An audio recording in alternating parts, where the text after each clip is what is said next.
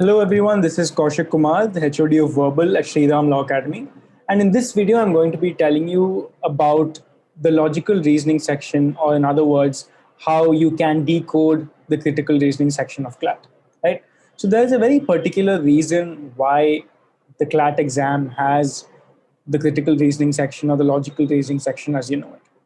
Now, as you all know, as a law student and as a lawyer, you will be expected to make a lot of arguments and you will be expected to analyze a lot of arguments and make that legal analysis to be able to present your side of the case and be able to be successful in that endeavor, right?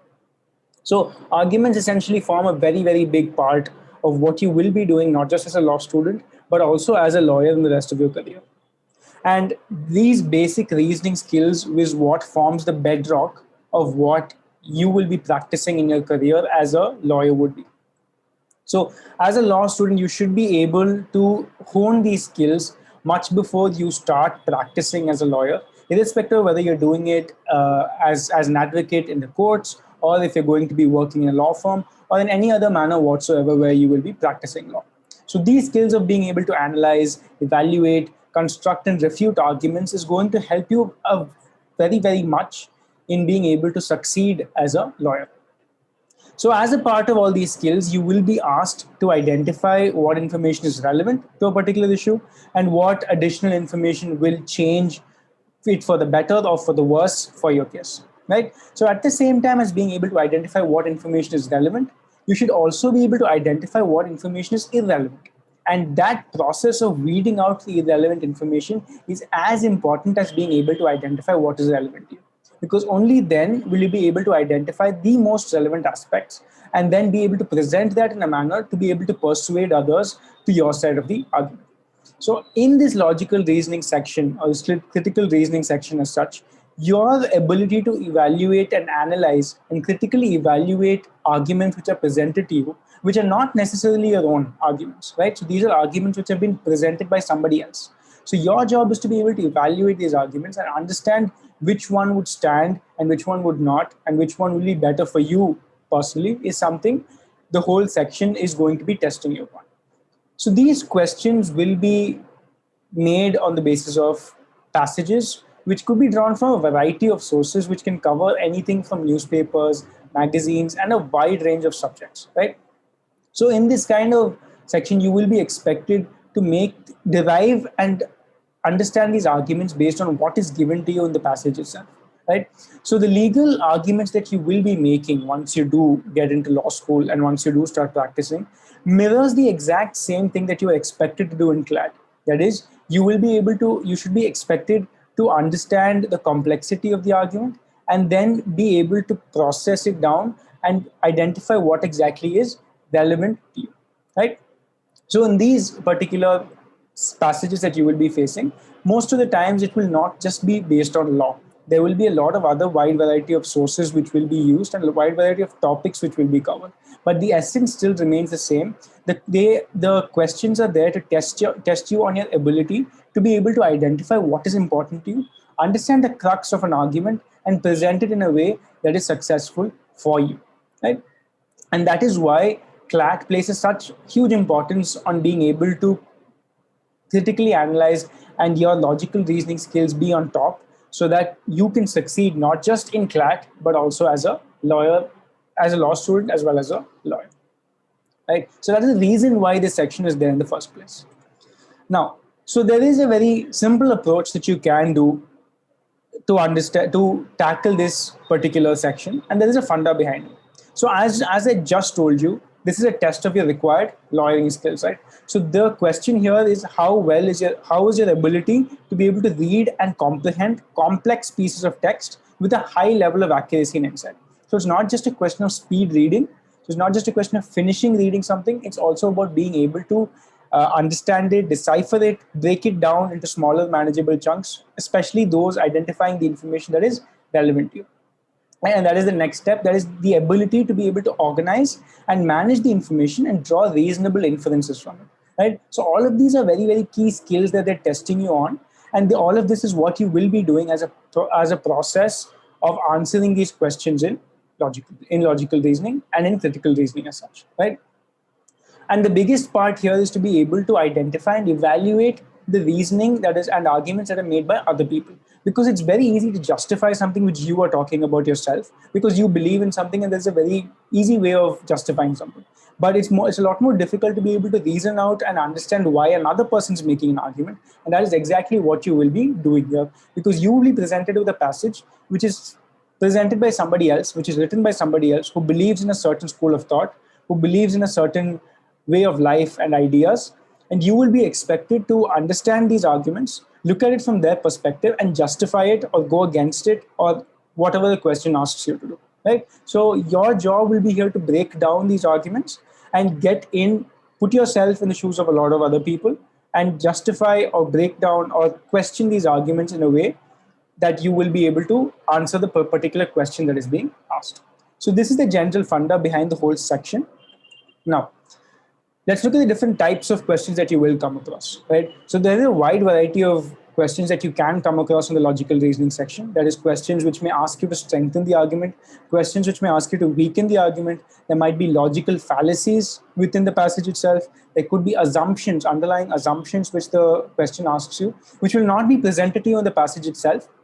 So these are things which you will have to derive based on what you read from the passage, right? And what is exactly not given in the passage, but has been an underlying assumption in the passage. So these are things which will be expected of you, is not just reading what is given in the passage, but also reading between the lines and understanding what the author has believed or what the author has thought of while writing this particular passage. There might be paradoxical questions wherein you will be asked to resolve these paradoxes or identify what exactly the dispute is in a particular paragraph, because a lot of these paragraphs will use a lot of complex vocabulary and like a lot of high level vocabulary, and at the same time the organizational structure itself might be a little complex in the sense that it will not be something which will be very easy to read and understand. So your ability to be able to break down such complex structures is another thing that is being tested here, and it'll be another type of question that can potentially come in CLAT, which you will have to be able to answer, right? So identifying such a dispute in such kind of a complex passage, and then identifying the method of reasoning, or probably some kind of parallel reasoning with regard to what you have already seen in the passage, right? Comparing those two and evaluating it, or probably identifying what are the main point or the central theme of the passage, right? So all of these are questions which will be asked of you. And if you look at these different types of questions, you see that it covers such a wide variety of possibilities that you can't really expect and prepare yourself, okay, this is exactly the kind of question that we will be facing, right? Because it cannot be predicted like that, because the options of the different kinds of questions are really endless. There are so many possibilities that you need to be able to prepare yourself for absolutely anything that might come in the question. And that is why your skills of being able to understand and identify arguments is going to help you a lot more, because if you're honing your skills in such a way that you can prepare yourself and adapt to changing situations, then you will be able to ace the whole section and be successful in pretty much most of the sections of CLAT, right? Because reasoning and these skill sets play such a huge role in being able to succeed in CLAT as such. And that will help you in being able to adapt to absolutely any of the different types of questions that we just saw.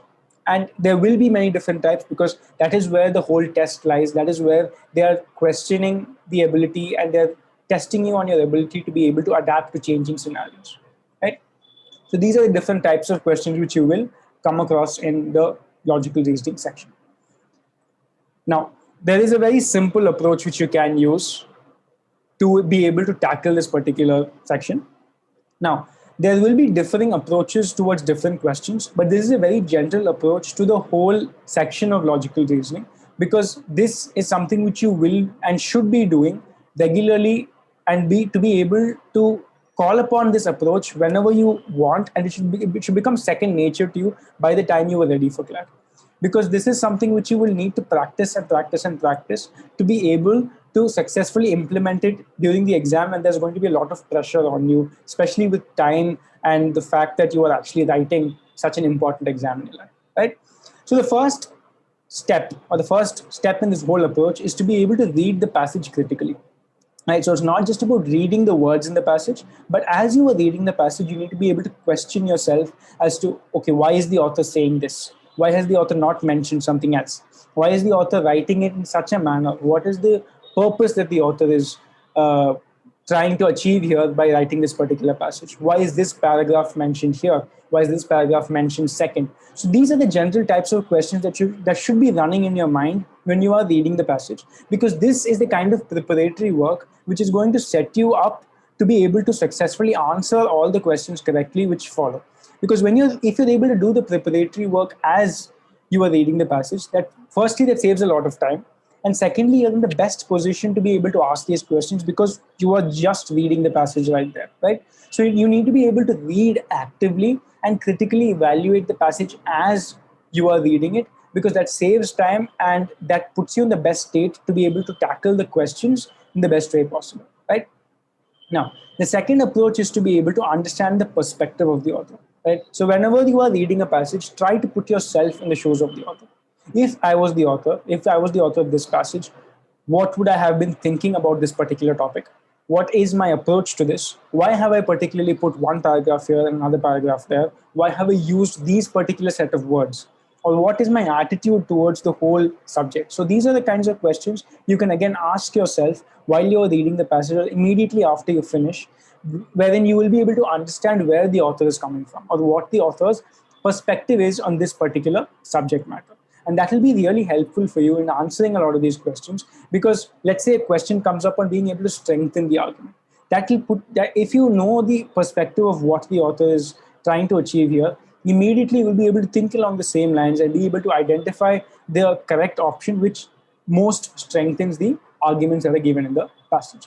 So understanding the perspective of the author is a key skill and a very easy way to be able to answer questions correctly, because if you're able to put yourself in the shoes of the author, that's the person who's writing the passage itself, right? So they will know the most with regard to why and how they have put particular words and put particular paragraphs the way that they have, right? So being able to understand the perspective of the author is again something which needs to be achieved properly. Now, the next step in this approach is to be able to read the question stems which give you the task to perform. Now, this is something which is so commonly missed out properly by students, and this is where most of the mistakes happen, because people read the questions, identify one key word in the question and think, okay, this question is asking me to do this. But it's essential to be able to read the question completely and specifically identify what the question is asking you to do, because the question might have the word strengthen, but the whole question, if you read it, the question might say which of the following options do not strengthen the argument. So if you just read the word strengthen and you just continue to look for options which are strengthening the argument, then that will not get you the correct answer. So take your time in being able to read the question and exactly identify what is the task that is being given to you that you should perform. Because sometimes the question can be worded in a complex manner where you might be put off and being able to understand what the question is asking you to do. So be sure to take your time to be able to read the question and then identify what exactly is the task that is being asked of you, right? The next is that of picking the correct answer. Now, one of the easiest ways to pick the correct answer is to use the process of elimination. Right? The process of elimination is your friend throughout CLAT. Please make sure you do use it as much as you can, because there's this very simple reason why this is very helpful. Because out of the four option choices that you have, three of them are wrong answers, and only one will be correct. And that will be very easy to identify if you actually pay attention to all the aspects of the passage and the question, because these are logical reasoning questions, right? So the logic will have to be infallible. That is, it has to be 100% correct to be able to be the correct answer, to be the right choice. So if an option choice is even 98% correct, but like there's a 2% chance that there's something which could be happening, which could be wrong, then that will not be the likely answer, right? So obviously out of the four choices, one will be a very obvious answer, which you will be able to figure out if you actually pay attention and do all the steps that we have just established. And which means that you have three other option choices which are wrong. So if you're just reading one option choice out of the four, the probability is that it's likely going to be a wrong answer. So be able to eliminate these wrong answers early on so that your job of picking the right answer becomes so much more easier as time goes on. Because the more you start eliminating, that leaves you with say 2 or sometimes at max 3 choices out of which you have to pick the correct answer. So use the process of elimination, think about it logically, and think that the logic has to be 100% right, and it has to go exactly along with what is given to us in the passage and what the question is asking us to do.